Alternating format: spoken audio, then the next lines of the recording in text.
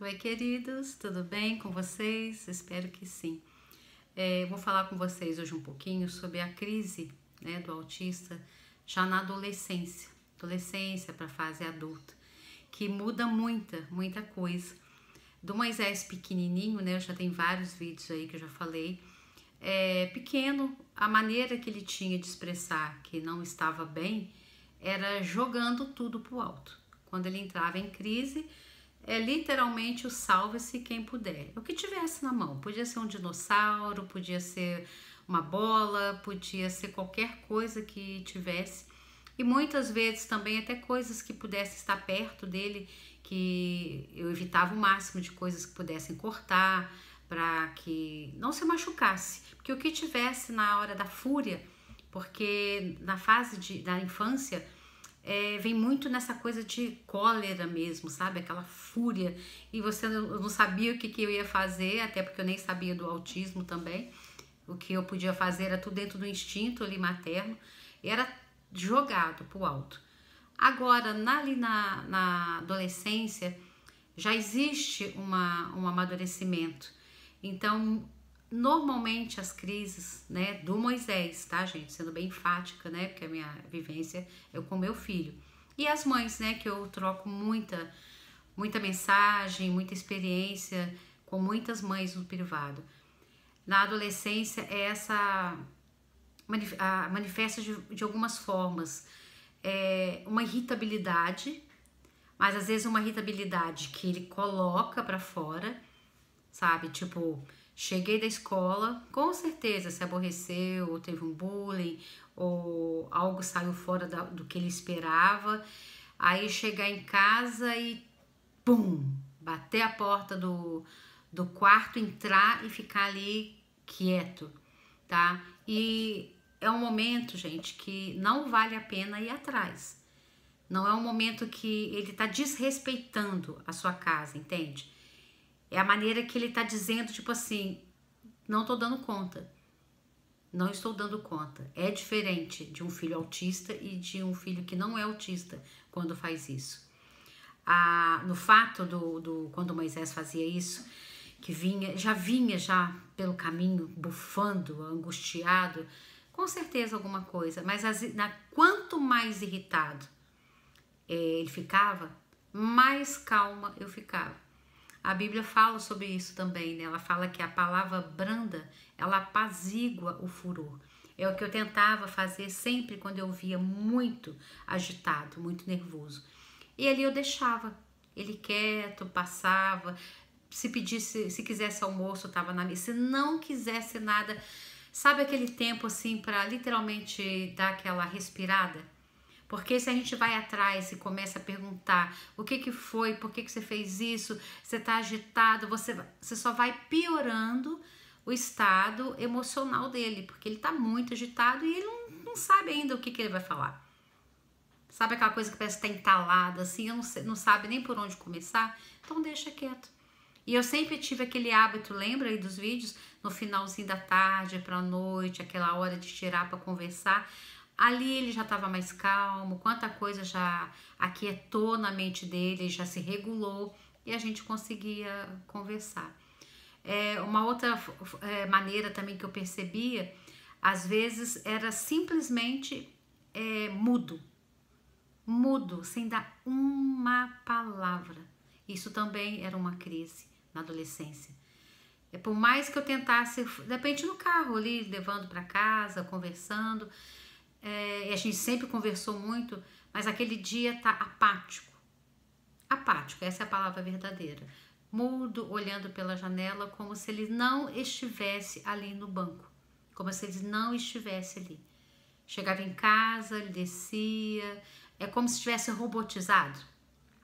Entrava pro quarto, ou já ia direto pro chuveiro, tomar um banho, mas assim, sem contato, sem falar, sem contato visual, sem explodir, sem nada. Isso também é uma crise também, entendeu? É diferente da outra que naquele dia ele tá a pólvora pura. Já aconteceu de crises assim. E na fase adulta eu percebi uma coisa diferente, além dessa quietude quando tá em crise, por várias coisas. Na fase adulta, gente, às vezes pelo trabalho. Às vezes o seu trabalho tem uma rotina e é para você fazer X coisas. Só que a gente sabe que a vida adulta, ela nos reserva muitos imprevistos. E lidar com o imprevisto pro autista é muito puxado, é muito difícil.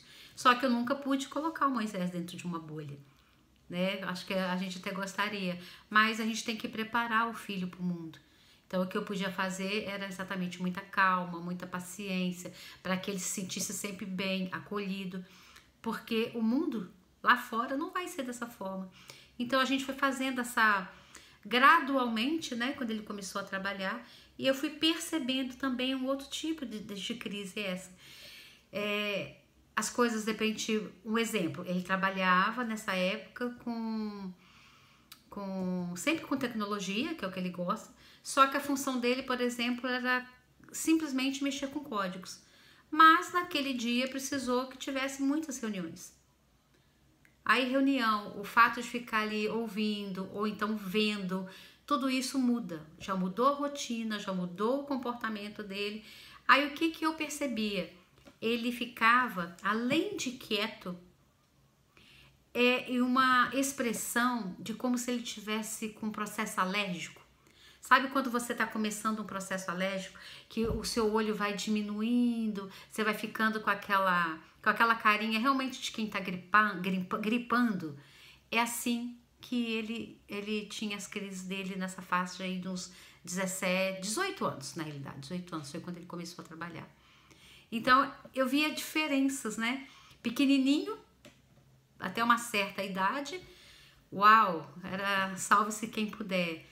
Na adolescência, essas duas maneiras que eu falei com vocês aí. E na fase adulta, essa quietude e essa sensação. Eu olhava para ele e falava assim, eu jurava que ele estava resfriado ou fazendo um processo alérgico, um funga-funga, o olho miudinho, mas era uma crise também. E o que eu fazia? Simplesmente dava o tempo que é necessário para cada crise, sabe? O seu momento desligou ali, acabou o horário de trabalho, pum, deitava na cama, no caso dele, olhava pro teto, ele ficava parado por 40 minutos, 50 minutos, ele e o teto.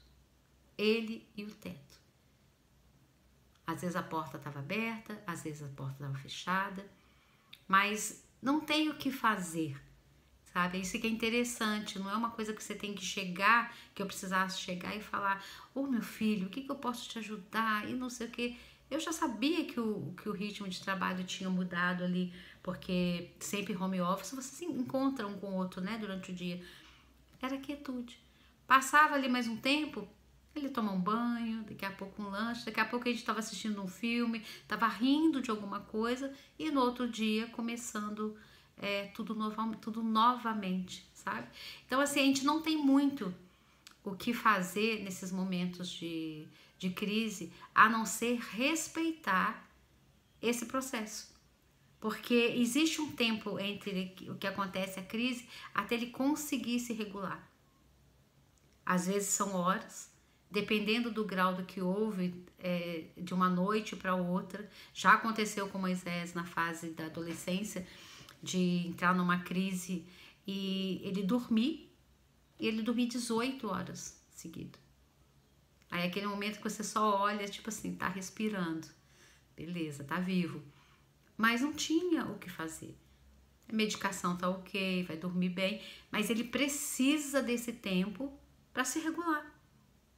Ele não precisa de falatório na cabeça dele, nem de ficar perguntando N coisas, o que pode fazer, se posso ajudar, ai que pena que aconteceu isso, nossa, não devia ter. Comentários não ia fazer diferença, entendeu? Então eu vejo essas três maneiras, 4 né, na realidade, né? Na infância, as 2 na adolescência e essa na fase adulta, tá bom? Um abraço para vocês, gente, até o próximo vídeo.